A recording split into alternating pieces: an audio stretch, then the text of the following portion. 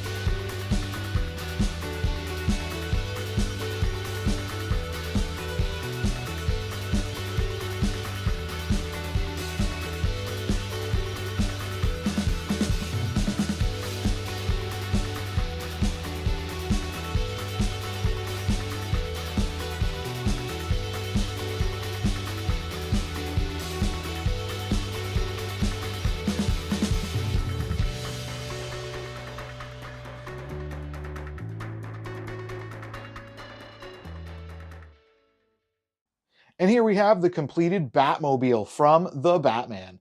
And this one was a lot of fun to build with all of the small intricate pieces and the way that they've got it designed to incorporate all the angles from the vehicle itself.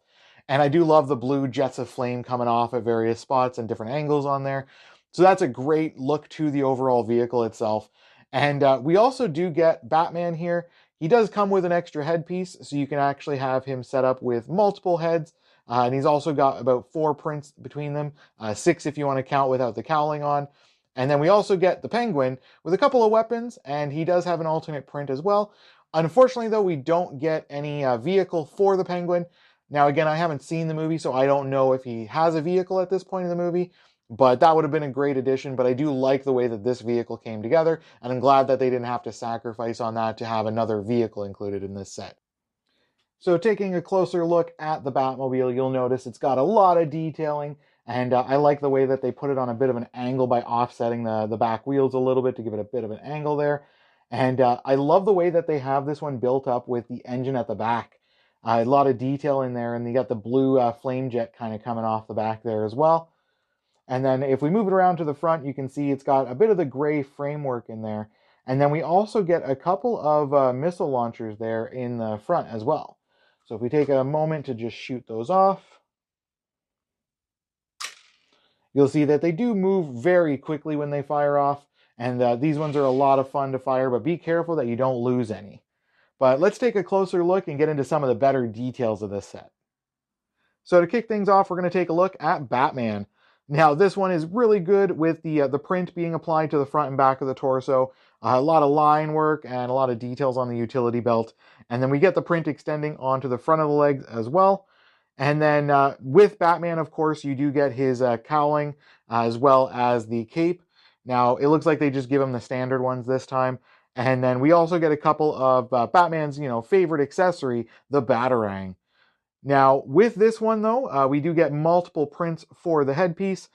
Starting off here with him wearing the cowling. This one does have with a more neutral face, and then it also has a more of a grinning, kind of smirking kind of face, I guess you could say, for when he's, giving some Batman attitude. And then we also get the alternate headpiece with a couple of prints as well for when he's not wearing the cowl. We get him with a bit of a neutral face, maybe a bit of concern there. And then we also get one where he looks like he's about to rage. He's a little upset and getting a little screamy. But these ones add a nice little touch to customize him a little bit further. And then it does come with one of the standard wavy brown hair pieces as well. And then we also do get the Penguin. Now, it looks like he's been taking some wardrobe tips from the Joker, because he's rocking a purple pinstripe suit. A couple of details there with that, and the purple tie, and the more light purple kind of like lilac colored shirt as well. And then he's also got his black trench coat, and it's nice the way they've incorporated the print on the front and the back of the legs. Not much detail on the back, just a couple of lines for the coat itself. And then with him, we also get the black slick back kind of standard hairpiece. And then looks like we get a couple of weapons with him. One kind of looking like an Uzi or something like that. And then we also get him with a blaster or like shoulder mounted cannon with an orange piece in there ready to fire. With the Penguin, we do get the two prints for the headpiece. No alternate head, though. But he has one where he's got a bit of a smirk going on, like he's up to his dastardly plans.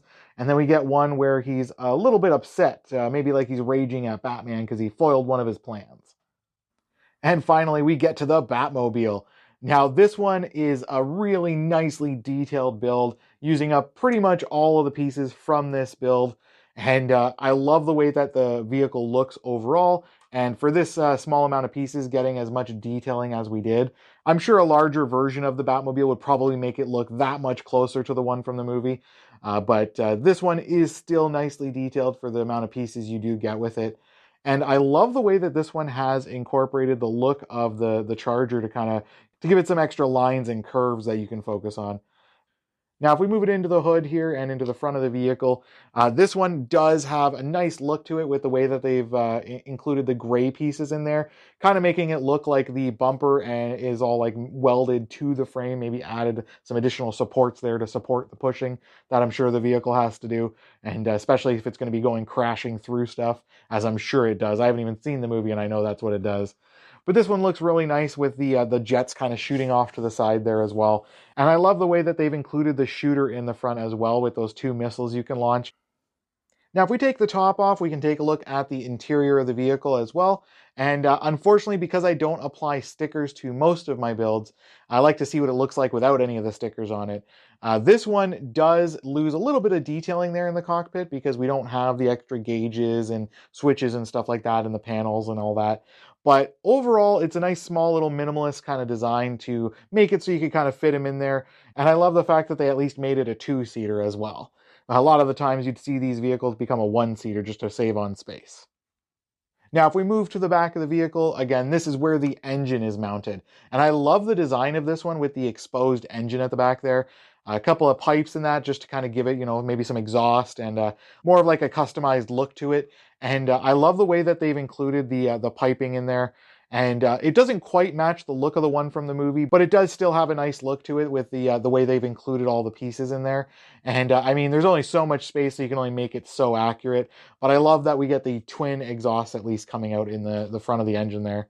Now, the back is where we can also see some of the details with the way they've included the angle work there, where we have the bit of the angle kind of coming up over the wheel, and we have it kind of sticking out a bit from the side as well. Now, with the back, we don't get any lights or anything like that because, unfortunately, those are sticker pieces for this set, and unfortunately, I haven't applied those. But even without those, it kind of gives it a more of a sleek kind of look anyways. He's going to be out prowling the night in the darkness anyways. So I love the look of this one even without the dedicated lights at the back.